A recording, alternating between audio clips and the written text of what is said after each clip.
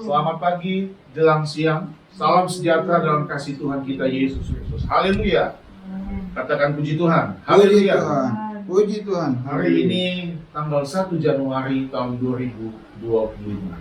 Saya, Gembala, sama keluarga dan sidang jemaat Tuhan mengucapkan selamat tahun baru 2025 bagi setiap kita yang percaya kepada kuasa kasih anugerah Tuhan, bagi setiap kita mengalami anugerah dan kebaikan Tuhan, bagi setiap Bapak Ibu yang akan menonton video khotbah ini. Amin. Puji Tuhan, saudara-saudaraku, ada sukacita dalam Tuhan. Amin. Haleluya, haleluya, puji Tuhan.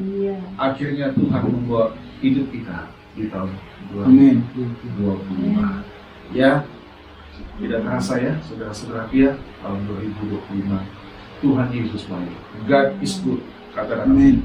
Tuhan Yesus baik. Tuhan. Saudara, mengawali tahun ini, ya, mengawali tahun 2025 ini, kita mau beribadah kepada Tuhan. Dan kita sedang beribadah kepada Tuhan sebagai satu pijakan awal, ya, satu pijakan awal atau step, ya, the first step, ya, betul ya, pijakan awal, ya, langkah pertama untuk perjalanan kehidupan kita di tahun 2025 ini, yang pasti penuh dengan tanda tanya, penuh dengan misteri, penuh dengan ketidaktahuan kita. Tapi saya selalu katakan, di atas segala-galanya kita bersyukur punya Bapa yang mengendalikan seluruh alam semesta. Kita punya Tuhan yang besar, yang pasti tidak akan pernah meninggalkan kita.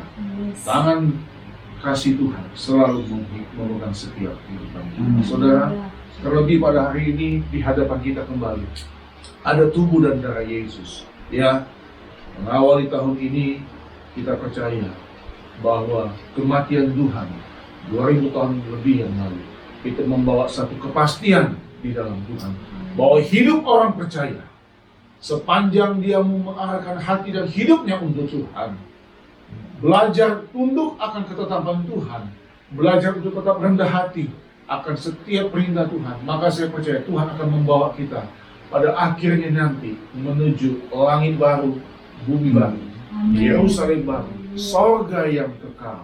Katakan amin. Amin. Amin, saudara-saudara. Nah, saudara-saudaraku, jemaat yang saya kasih Tuhan, saya kasih dalam Tuhan Yesus GPD Maranatha.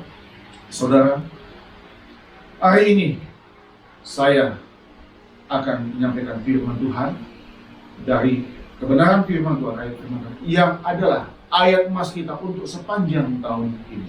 Mari bersama-sama kita membuka 1 Tesalonika pasal 5 ayat 16, ayat 17 dan ayat yang ke-18. Kalau sudah dapat, mari kita bangkit berdiri, saudara-saudaraku. Ayat-ayat ini adalah ayat-ayat emas kita untuk di sepanjang tahun ini, ya Bapak Ibu, untuk sepanjang tahun ini menggantikan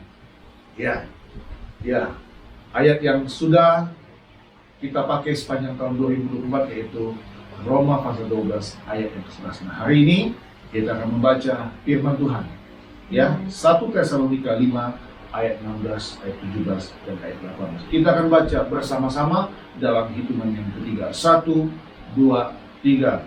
Bersukacitalah senantiasa, tetaplah berdoa, mengucap syukurlah dalam segala hal, sebab itulah yang dikehendaki Allah di dalam Kristus Yesus bagi kamu. Amin. Silakan itu. Saudara, judul khotbahnya bersukacita, berdoa dan bersyukur bagian pertama.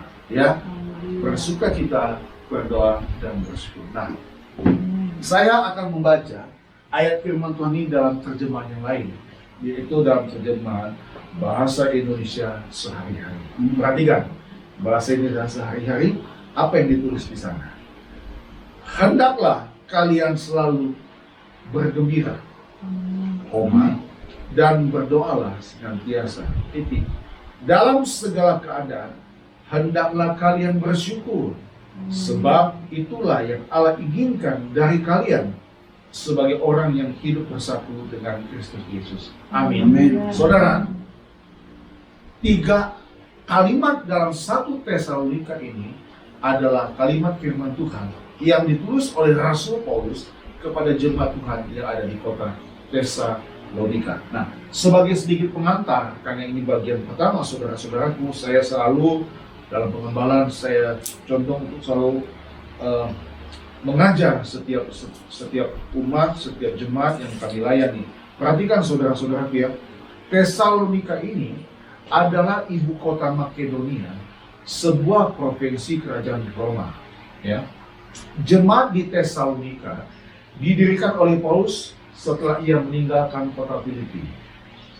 Tidak lama sesudah Paulus meninggalkan kota Filipi itu, orang-orang Yahudi ada yang iri hati kepada Paulus. Dia kemudian orang-orang Yahudi mulai menentang usaha Rasul Paulus untuk memberitakan ajaran firman Tuhan, ajaran Kristus, Injil kepada orang-orang bukan Yahudi yang telah menunjukkan minat terhadap agama Yahudi.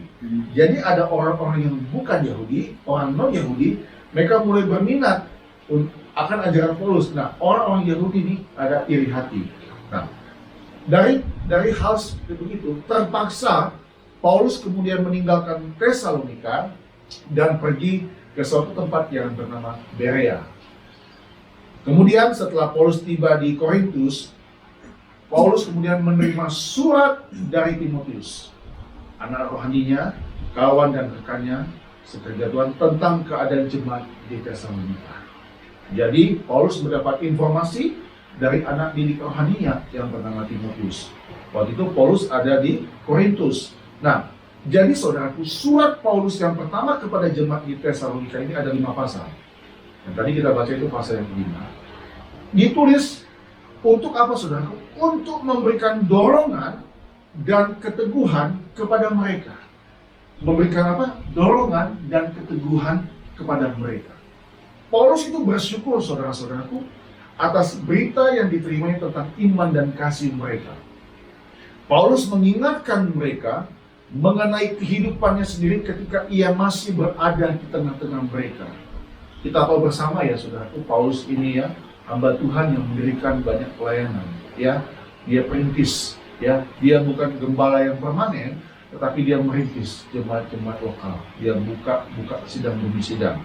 Nah, setelah kedatangan, kemudian saudaraku, setelah mengemukakan semuanya itu, setelah menjelaskan itu, Paulus kemudian kalau kita baca dari pasal 1, 2, 3, 4 dan pasal 5 menjawab pertanyaan-pertanyaan mereka, orang-orang non-Yahudi itu, tentang kedatangan Yesus kalian kedua. Nah, itu nanti akan saya singgung untuk sesi berikutnya, karena pasal kelima ini ya, kalau saya buka Alkitab kita itu tentang berjaga-jaga. Itu tentang waktu saat kedatangan Tuhan. Jadi kita mesti melihat secara keseluruhan konteksnya dulu, ya, konteksnya. Kemudian nanti kita masuk pada ayat-ayat emas kita ini. Saudara, tentang kedatangan Yesus kedua kali, Paulus menjawab. Itu ada dalam pasal 5 ini, terutama di ayat-ayat awal. Kemudian Paulus juga menjawab, bagaimana kalau ada orang Kristen itu meninggal sebelum Yesus datang kembali? Dapatkah orang itu menerima hidup yang kekal dan sejati dari Tuhan? Kapankah Yesus datang? Pertanyaan itu ada dalam pasal yang kelima. Jawabannya ada. Paulus menasihatkan mereka. Tadi saya bilang surat ini ya awalnya motivasi untuk memberikan dorongan dan keteguhan. Paulus menasihatkan supaya mereka terus bekerja, terus beraktivitas, terus melayani dengan tenang sambil menantikan kedatangan Kristus dengan penuh harapan. Katakan amin. Amin. Amin. Saya minta tolong Bapak David bacakan pasal 5 ya. Tolong dibacakan sebentar. Tolong di ayat yang pertama, 2 dan 3. 1 Tesalonika 5 ayat 1 sampai 3. Iya. Berjaga-jaga. Tetapi tentang zaman dan masa, saudara-saudara, tidak perlu dituliskan kepadamu, karena kamu sendiri tahu benar-benar. Perhatikan ini kalimat ini, tolong dibaca kemudian. Bahwa hari Tuhan datang seperti pencuri pada malam. Tidak. Apabila mereka mengatakan semuanya damai dan aman, maka tiba-tiba mereka ditimpa oleh kebinasaan, seperti seorang perempuan yang hamil ditimpa oleh sakit bersalin. Saya mau tolong bacakan dulu ayat 4 dan 5. Mereka pasti tidak akan luput. Tetapi kamu saudara-saudara, kamu tidak hidup di dalam kegelapan, sehingga hari itu tiba-tiba mendatangi kamu seperti pencuri, karena kamu semua adalah anak-anak terang dan anak-anak siang. Kita bukanlah orang-orang malam atau orang-orang kegelapan. Katakan amin. Amin. Poin pentingnya ya di awal ini pasal 5 ini adalah Paulus memberikan satu dorongan yang tadi saya bilang bahwa kamu itu bukan anak-anak gelap. Kamu bukan anak-anak malam. Artinya kamu bukan orang yang tidak hidup dalam kebenaran. Ingat waktu tanggal 29 hari itu yang tadi saya sampaikan bahwa 3 poin penting adalah kita harus hidup dalam kebenaran. Paulus memberikan nasihat, satu keteguhan, satu kekuatan kepada jemaat di Tesalonika. Ya kan? Bagaimana sikap hati untuk menyambut kedatangan Tuhan kalian kedua. Sampai hari ini memang Tuhan belum datang. Tapi itu pasti akan terjadi. Ini sebagai pijakan awal, saudara-saudara. Ya, bahwa saya sebagai gembala berkewajiban yang sangat penting saya kasih tahu kepada kita semua, bahkan Bapak Ibu yang menonton video khotbah ini. Ingat, kita perlu punya sikap hati yang selalu berjaga-jaga dan selalu waspada. Tuhan sudah bilang bahkan di kitab, di dalam Injil, dalam kitab Wahyu pun, bahwa dikatakan kedatangan Tuhan itu seperti apa? Pencuri di waktu malam. Saya mau bertanya, apakah seorang pencuri ingin masuk ke rumah orang untuk mengambil barang yang dia akan permisi atau dia izin? Tidak. Ya kan? Tidak ada yang tahu. Nah, ketidaktahuan inilah yang membuat kita harus selalu berjaga-jaga. Oke? Jadi kita kembali kepada ayat pokok kita. Ya, saya membuka ini sebagai pijakan awal supaya kita tahu bahwa pasal 5 ini konteksnya adalah tentang berjaga-jaga. Tetapi yang menarik adalah kemudian pasal-pasal atau ayat-ayat yang kita baca yang membuat menjadi ayat emas kita sepanjang tahun ini. 3 kalimat ini, saudaraku, adalah ayat-ayat emas kita. Kita akan mau belajar dan merenungkan pesan Tuhan di awal tahun ini. Bagi saya, bagi keluarga, bagi jemaat Tuhan, bahkan bagi Bapak Ibu yang menonton video khotbah ini. Saya tadi bilang sebagai pijakan awal kita, step kita, the first step ya, untuk langkah kita bahwa kita berjalan dalam dunia yang kita tahu gelap, penuh dengan kepalsuan, penuh dengan kejahatan. Tapi kita tetap percaya anak Tuhan selalu dalam pimpinan Tuhan. Amin. Saudara, mari kita akan melihat pesan Tuhan ini. Saudara perhatikan 3 kalimat ini. Saudara perhatikan baik-baik 3 kalimat ini. Kalimat-kalimat yang ayat-ayat tadi sudah kita baca. Bersukacitalah senantiasa, tetaplah berdoa, mengucap syukurlah, dan seterusnya. Ini kalau kita lihat, saudaraku, lebih kepada faktor pribadi. Ya. Pesan Tuhan ini menekankan keadaan atau bagaimana sikap individu atau pribadi kita. Pesan firman Tuhan lebih kepada individu. Karena kalau kita baca ayat-ayat sebelumnya, Paulus katakan begini, saudara. Kalau saya mau membaca sebentar, misalnya ayat 15, perhatikanlah supaya jangan ada orang yang membalas jahat dengan jahat, tetapi usahakanlah senantiasa yang baik terhadap kamu masing-masing dan terhadap semua orang. Jadi artinya Paulus bilang kepada banyak orang, tapi kalau saya melihat dan saya menunjuk ayat firman Tuhan ini waktu saya mempersiapkan khotbah ini, saudara, ini lebih pada penekanan pribadi setiap kita, individu setiap kita. Ya. Saya melihat, saudara, ada 3 ciri orang Kristen yang sejati yang saya temukan dari suratan Tesalonika. Apa ciri-ciri itu yang jelas? Kita akan lihat, kita akan mengupas satu persatu. Saudara, yang pertama, bersukacitalah senantiasa. Penekanan saya yang pertama, apapun keadaannya, jangan hilangkan sukacita Tuhan dalam kehidupan. Apapun keadaannya, jangan hilangkan sukacita Tuhan dalam hidupnya. Saudara, kalau kita baca dalam terjemahan Inggris dipakai kata be joyful always. Be joyful always yang artinya selalu, always itu continue, senantiasa. Nah, Bapak Ibu, ya, kalau engkau membuka pikiran dan hatimu untuk mendengarkan isu-isu yang tidak baik, rumor-rumor yang tidak baik, oke, kita punya telinga yang pasti mendengar, ya kan? Seperti tadi kesaksiannya kan. Nah, tetapi saudara, Kalau itu terus menjadi satu bahan pemikiran kita sepanjang hidup kita, akhirnya keadaan-keadaan yang belum tentu terjadi itu bisa mempengaruhi kehidupan jiwa kita, bahkan bisa mempengaruhi kehidupan rohani kita. Penekanan Paulus di sini karena mereka menantikan kedatangan Tuhan. Paulus katakan, kamu tetap bersukacita, kamu tetap kerjakan bagianmu, lakukan bagianmu. Kamu tidak usah selalu terpikir dengan hal yang terlalu berat sekali, yang sesuatu yang itu pasti terjadi kedatangan Tuhan. Tadi saya katakan, ya, ada rumus, ada apapun yang kita dengar, siapapun yang bilang, buat saya saudaraku, kalau itu di luar konteks Alkitab, maaf, saya tidak pernah percaya. Iya, mungkin beberapa waktu lalu kita bisa percaya, ya kan? Bisa termakan isu.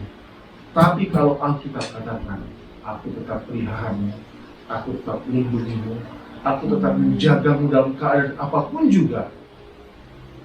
Mana otoritas tertinggi? Firman Tuhan atau pandangan manusia? Amin. Apalagi kalau yang mengeluarkan statement itu, maaf, adalah orang yang tidak takut Tuhan, orang yang tidak percaya kepada Kristus. Wah, lebih lagi saya tidak akan mungkin percaya itu. Maaf. Maka itu hari ini saudara, poin yang pertama, apapun keadaanmu, jangan pernah hilangkan 1% pun sukacita Tuhan dalam kehidupan. Amin. Amin. Saudara, saya pernah baca suatu buku, ya walaupun ini hanya bentuk tulisannya dari seorang yang menulis tentang joyful. Joyful artinya apa itu? Penuh dengan sukacita kan? Nah, kata joy itu dia singkat. Joy itu Jesus. O itu other atau orang lain. Kalau Y itu yourself. Jadi dia mau bilang begini, kalau kamu mendahulukan Tuhan, ya kan? Yesus.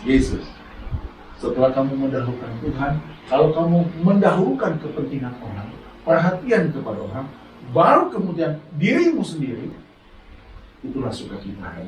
Amin. Bukankah gereja kita seperti begitu? Bukankah pelayanan kita seperti begitu? Amin.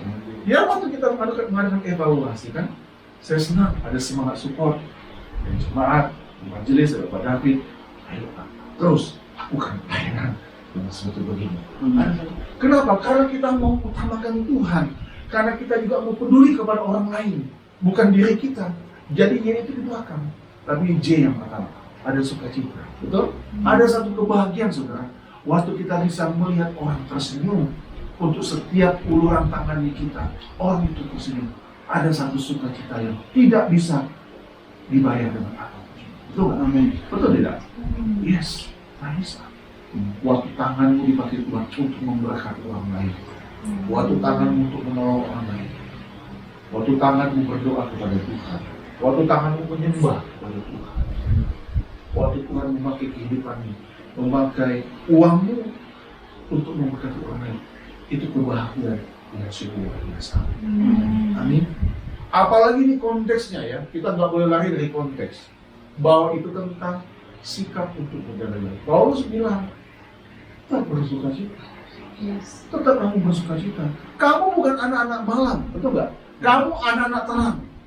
Motivasi kekuatan. Paulus ada di kota Korintus. Dia mendapat informasi dari Timotius.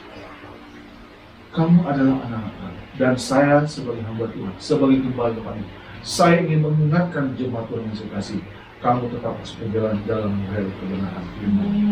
Haleluya. Waktu hari Minggu kemarin kan saya kan bilang ada 3 hal tentang Natal dan Paskah, kasih, dan yang ketiga itu hidup dalam kebenaran. Amin. Hidup dalam kebenaran. Haleluya. Jadi perbuatanmu yang menyenangkan hati Bapa, yang selalu kita pakai kata buat Tuhan tersenyum, menandakan engkau bukan anak-anak gelap, tapi engkau adalah anak-anak terang. Haleluya. Bukan orang fasik, ya? Gak ada setengah-setengah, betul kan? Gak ada. Gak boleh suam-suam kuku di dalam Tuhan. Gak boleh suam-suam kuku di dalam Tuhan. Saudara, tentu kalau lagi ada persoalan dengan keluarga, ada persoalan di kantor, kadang-kadang ya seperti hilang sukacita. Saya ingatkan kita semua. Keadaan kita di dalam dunia ini, semua itu tetap dalam pengamatan Tuhan. Pekerjaan kita, layanan kita, itu selalu dalam kontrol Tuhan. Lakukanlah karena kita mengasihi Tuhan. Joyful. Amin. Untuk Tuhan, buat orang lain, baru untuk diri saya sendiri. Yes, oke? Amin. Jadi yang pertama, jemaat yang saya kasihi, Bapak Ibu, saudara-saudara yang menonton video khotbah ini, apapun keadaanmu, jangan hilangkan sukacita Tuhan dalam hidupmu. Saudara, mari buka sebentar untuk melengkapi yang pertama ini dalam 1 Korintus 7 ayat 4 dan Filipi 3 ayat 1. Tolong dibacakan oleh David. 1 Korintus 7 ayat 4 dahulu, 1 Korintus 7 ayat yang keempat, kemudian nanti Filipi 3 ayat 1. 1 Korintus 7 ayat 4. Istri tidak berkuasa atas tubuhnya sendiri, tetapi suaminya. Demikian pula suami tidak berkuasa. Maaf Pak David, maaf. Maksud saya 2 Korintus pasal 7. Maafkan saya. 2 Korintus 7 ayat 4, maafkan saya. Iya, bukan 1 Korintus, 2 Korintus. 2 Korintus 7. ayat yang keempat. Iya. Aku sangat berterus terang terhadap kamu, tetapi aku juga sangat memegahkan kamu. Dalam segala penderitaan kami, aku sangat terhibur, dan sukacitaku melimpah-limpah. Bisa nggak dibacakan? Dalam segala apa? Dalam segala apa? Dalam segala segala penderitaan penderitaan. kami, aku sangat terhibur, dan sukacitaku melimpah-limpah. Katakan amin. Amin. Terus sebentar ya, nanti ada Filipi. Saudara bayangkan, Paulus menderita ini loh, tapi dia tetap terhibur. Kemarin saya sampaikan renungan di sini dalam refleksi doa kami, hamba Tuhan ini ya tentu di luar rasul-rasul yang lain ya, banyak ya yang bersedia mati. Ini orang sudah takut mati loh. Jadi kalau dia cuma kelaparan, kepanasan, kehujanan, di penjara, baginya kecil, nggak takut mati. Nah bayangkan, dia bilang begini, dalam segala penderitaan loh, bukan 1-2 penderitaan. Dalam penderitaan kami, aku sangat terhibur. Saya mau tanya, mainstream nggak ini? Anti mainstream nggak? Ya, betul nggak? Mampu nggak kita? Dalam keadaan kita tertekan, dalam keadaan kita bermasalah, punya perusahaan, yang tentu bukan kita yang buat kesalahan kan? Kita tetap terhibur. Ayo ini datang. Nah, kemudian sisa kalimatnya tolong baca. Dan apa? Dan sukacitaku melimpah-limpah. Amin. Ini luar biasa. Amin. Saya tuh kalau baca Paulus punya tulisan ini, dan ingat ini waktu di Korintus. Kalau kita baca judulnya kan sukacita sesudah duka. Nah, coba bisa nggak nanti biar buka? Menderita aja dia masih terhibur, apalagi dia tidak menderita. Saudara rasa ini nggak? Rasa surprise nggak kalau baca kalimat seperti begini? Hah?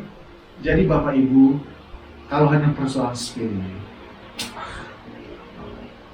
pagi tadi saya bilang sama Bapak, kita udah masuk permukaan. Kita mau usah dengar omong-omong orang yang tidak bermanfaat. Amin. Selagi kita masih tetap dalam track-nya Tuhan, dalam jalurnya Tuhan, bukan berarti kita juga menutup kritik. Nggak usah, musim amat, betul tidak? Yes. Tambahkan lagi ayatnya, Filipi 3 ayat 1. Filipi 3 ayat 1. Filipi 3 ayat 1. Masih tentang sukacita ini ya. Filipi 3 ayat yang pertama. Kebenaran yang sejati. Akhirnya saudara-saudaraku, bersukacitalah dalam Tuhan. Menuliskan hal ini lagi kepadamu tidaklah berat bagiku, dan memberi kepastian kepadamu. Katakan amin. Bersukacita dalam mana? Dalam siapa? Dalam Tuhan. Hampir semua, kalau Bapak Ibu suka membaca suratan Paulus, selalu ada kalimat yang akan kita temui, 3 hal. Pertama sukacita, kedua berdoa, dan ketiga bersyukur. Yang hari ini kita akan bahas. Yes. Bersukacitalah dalam Tuhan. Jadi kalau kamu bersukacita, kamu harus ingat kamu kemas dalam Tuhan. Itulah sebabnya nanti yang ketiga, orang Kristen tidak boleh berhenti untuk mengucap syukur. Itu nanti boleh bertiga. Kalau kamu datang ke suatu tempat, kamu kulineran dengan keluarga, ya kan? Kamu datang ke suatu tempat yang bisa buat hati kamu gembira. Kamu harus membawa Tuhan, dan kamu perlu bertanya kepada Tuhan. Tuhan, apakah ini sukacita yang Kau berikan? Kalau Engkau hidup dalam kebenaran, Tuhan akan membisiki di hatimu. Tidak boleh, kamu nggak boleh datang ke tempat ini. Kamu nggak bisa datang ke tempat ini. Pasti itu semacam apa? Ada sinyal-sinyal, ada bisikan halus istilahnya ya. Amin. Kata-katanya. Iya dong. Tadi ada tempat-tempat yang kita hanya sekedar tahu aja dari jauh sudah. Ya. Saya ingat pernah Pak David bilang, ya kan? Kalau saya boleh mengatakan, saya masih ingat. Boleh nggak anak kita menonton konser musik, ya kan? Ngapain? Jawabannya, ayo, ya kan? Apa mau dapat apa di sini? Kalau konser rohani mungkin lah, ya? Ya enggak? Ya sekedar tahu aja, ya kita lihat, oh sudah begitu aja. Jadi kita nggak ada satu macam keterikatan untuk begitu, ya kan? Nggak ada satu keterikatan. Ada hiburan-hiburan di dalam dunia ini, ya sekedar kita nonton, udah gitu aja. Nggak ada satu keterikatan yang semacam kita tuh jadi kayak apa? Ya terikat gitu. Jadi akhirnya kita tanpa kita sadar kita kayak membahalakan. Itu nggak perlu. Sukacita kita harus sukacita dalam Tuhan seperti yang Paulus bilang, dan untuk Tuhan. Amin. Haleluya. Amin. Yes. Amin. Yang kedua ya. Yang saudara yang kedua. Nah, yang kedua tadi kan kita baca apa tadi? Tetaplah apa? Berdoa. Ayat 17 kan ya. Dalam bahasa Inggris dikatakan pray continually. Betul nggak saya ngomong? Continually. Jadi suatu kalimat yang tidak pernah putus-putusnya. Yang diterjemahkan dalam Alkitab ini, tetaplah berdoa. Saudara yang kedua. Bisa dicatat juga Ibu Gembala, ya. Nanti Leonard akan dengarkan ini. Yang kedua nih, ya, Leonard ya. Yang kedua, jangan kendorkan persekutuanmu dengan Tuhan. Katakan amin. Amin. Jangan kendorkan persekutuanmu dengan Tuhan. Saya masih ingat dan kita tidak boleh lupa ayat emas kita paling lalu. Janganlah hendaknya kerajinmu kendor. Biarlah roh menyala-nyala dan melayani Tuhan. Nah, itu Roma 12 ayat 11. Yang menarik loh. Yang menarik, baca tolong Roma 12 itu ayat 12-nya. Tolong dibaca Roma 12 ayat yang ke-12. Tolong dibaca. Pelan-pelan, tolong baca ya. Roma 12 ayat yang ke-12. Bersukacitalah dalam pengharapan. Stop dulu. Ada kata bersukacita? Amin. Seperti tadi yang saya bilang. Dalam pengharapan. Dalam pengharapan. Kemudian terus. Sabarlah dalam kesesakan. Ya. Dan bertekunlah dalam doa. Dan bertekunlah dalam doa. Ayat Amin. ini muncul setelah ayat Roma 12 ayat 11. Amin. Ada kaitannya. Dipakai tanda seru di sana. Jadi saudara lihat yang kedua, jangan kendorkan persekutuanmu dengan Tuhan. Haleluya. Amin. Nah, kalau mau dibaca kembali ya saudara-saudara. Kalau saya mau ingatkan kita semua, dalam 1 Tesalonika pasal 5 ayat yang kedua. Saya baca, karena kamu sendiri tahu benar-benar bahwa hari Tuhan datang seperti pencuri pada malam. Jadi saudara, kita harus punya sikap yang berjaga-jaga. Nah, saya tulis di sini buku catatan khotbah. Jangan kendorkan persekutuanmu dengan Tuhan. Ini satu hal yang tidak boleh terjadi, kita sampai kendorkan persekutuan dengan Tuhan. Saya bersyukur pengajaran yang saya sampaikan, nasihat yang saya sampaikan selalu mau didengar. Saudara punya waktu-waktu tertentu untuk berdoa, ya kan? Membaca Alkitab, membaca renungan seperti kayak Pak David ya, kalau lagi dalam bus menuju ke tempat kerja, masih harus mengupayakan untuk mendengarkan firman itu. Nah, saudara perhatikan, untuk melengkapi hal yang kedua ini, Tolong baca 1 Korintus 6 ayat yang ke-17. 1 Korintus 6 ayat yang ke-17. 1 Korintus 6 ayat yang ke-17. Tetapi siapa yang mengikatkan dirinya pada Tuhan menjadi satu roh dengan Dia. Siapa yang mengikatkan dengan Tuhan menjadi Satu roh dengan Dia. ya, puji Tuhan, silakan duduk. Saudara, untuk ini terjadi, ada awalnya, ada step awalnya. The first step tadi, ada pijakan awal. Pijakannya apa? Kita harus punya waktu untuk berdoa dengan Tuhan. Setelah kita rutin punya hubungan pribadi dengan Tuhan, kita tidak boleh kendor. Nah, akhirnya saudara yang terjadi, kita mengikatkan diri kita pada Tuhan.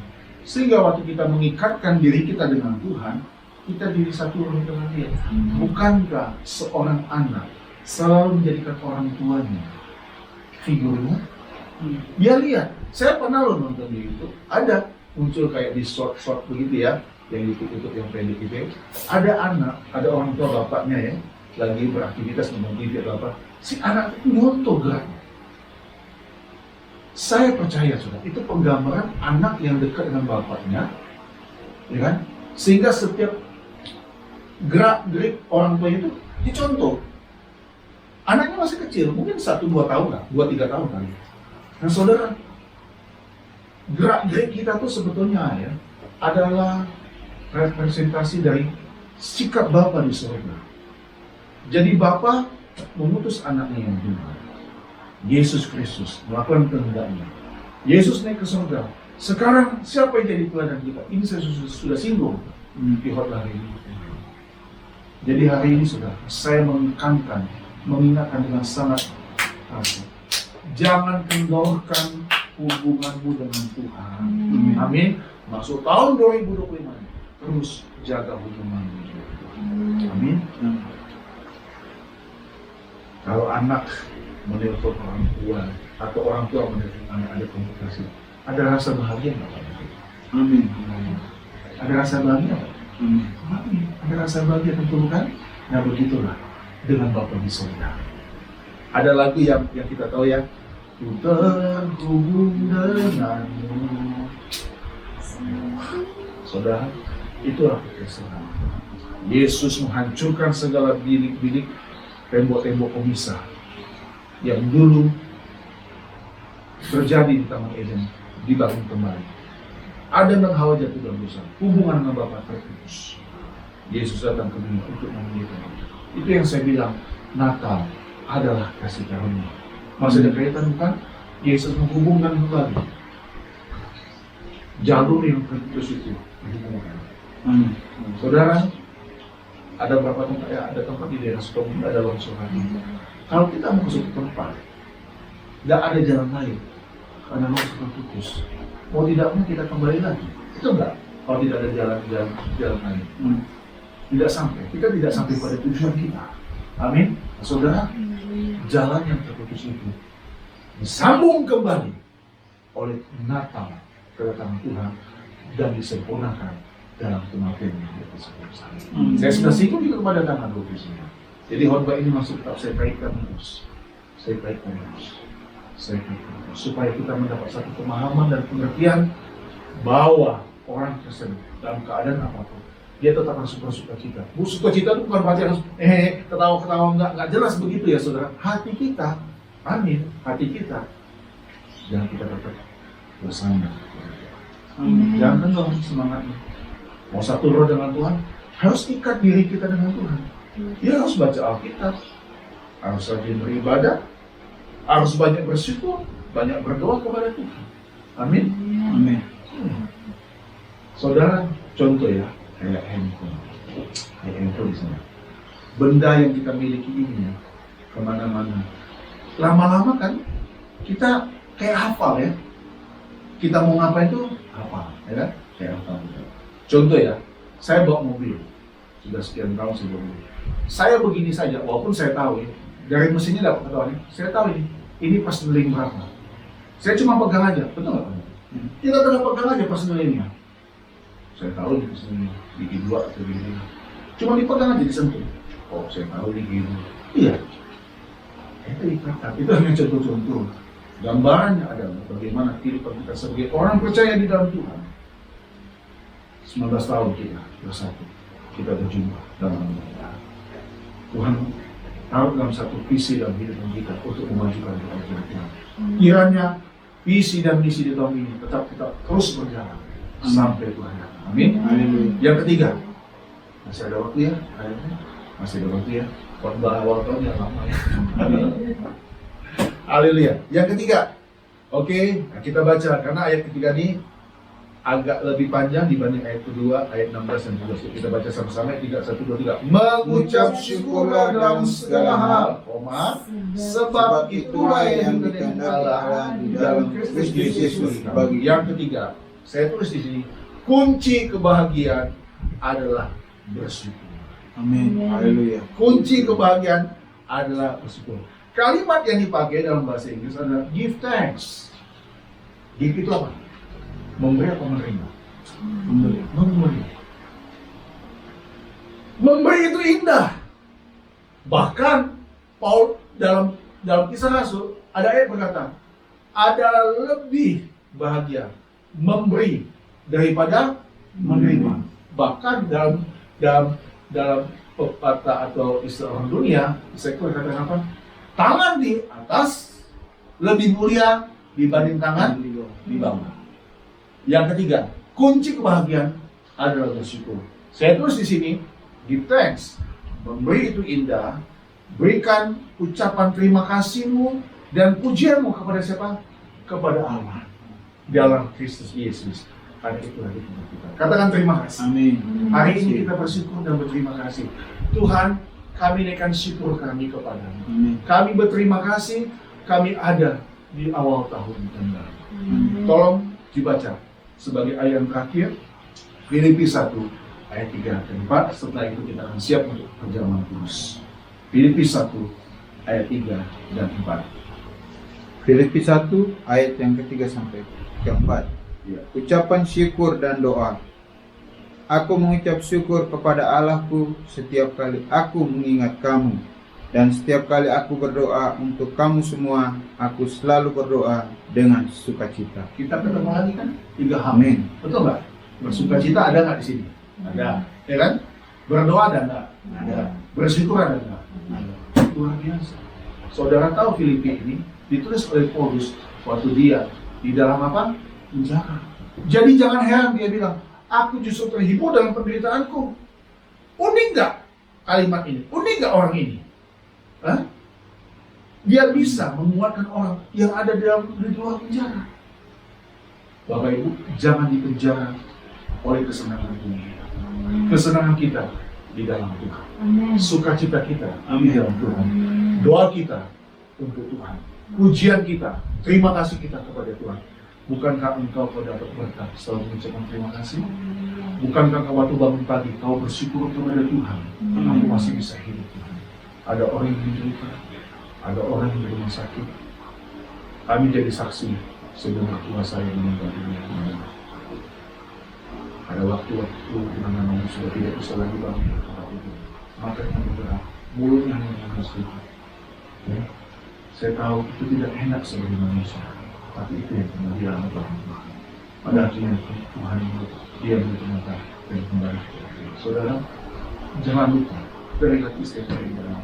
Saudara sudah ucapkan syukur setiap hari. Bangun tidur pun kau harus berikan terima kasih kepada Tuhan. Semua. Kadang-kadang kita tidak sadar terlalu banyak aktivitas, terlalu euforia berlebihan, kita lupa ucapkan terima kasih kepada Tuhan. Amin. Amin. Saudara, di hadapan kita ada kubur yang ada Tuhan. 3 hal yang saya lakukan. Inilah 3 ciri orang tersedia Tuhan.